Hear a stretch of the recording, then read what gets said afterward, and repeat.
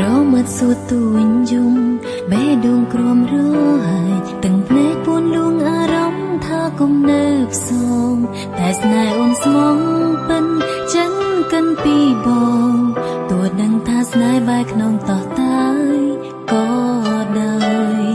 ចិនដាតាមបងវិញ្ញាណទ្រាំស្រែកហើយកាយនៅត្រឹងកាំងឈរមើលស្ងួនថ្ងៃចុងក្រោយកៅភ្នែកទាំងគូខ្វឹងសូរិយាបាំងធ្លាក់ហើយពេលស្ដាប់ចំឡើយខ្សោះខ្លឹមសារដូចព្រួញដោតទ្រូងស្រីដួងចិនអិនប្រណីច្រើនភក្តីចូលជ្រុងទុំខានិស័យមានស្នេហាប្រែប្រហាវាសនាឲ្យខ្សែ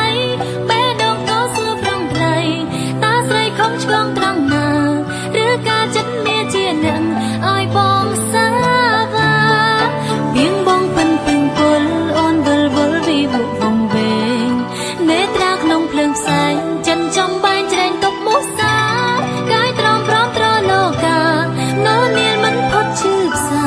ភាំងក្តីហាពណ៌ចិនស្មងហេតុផលក៏គ្មាន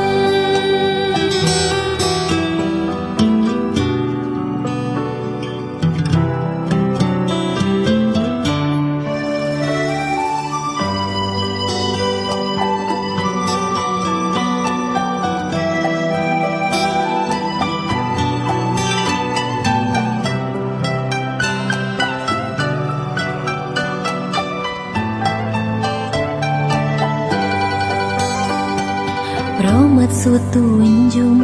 បេះដូងក្រំរហើយទាំងភ្នែកពួនលួងអារម្មណ៍ថាគុំនៅផ្សងតែស្នេហ៍អូនស្មងពិនចិនកិនពីបងទោះដឹងថាស្នេហ៍បែកក្នុងតោះតាយក៏ដោយ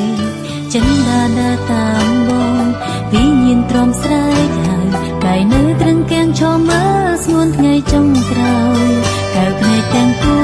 ខ្វឹងសូរិយាបាំងធ្លាក់ហើយពេលស្ដាប់ចំឡើយខ្សោះខ្លឹមសារដូចព្រួញដោតទ្រូងស្រី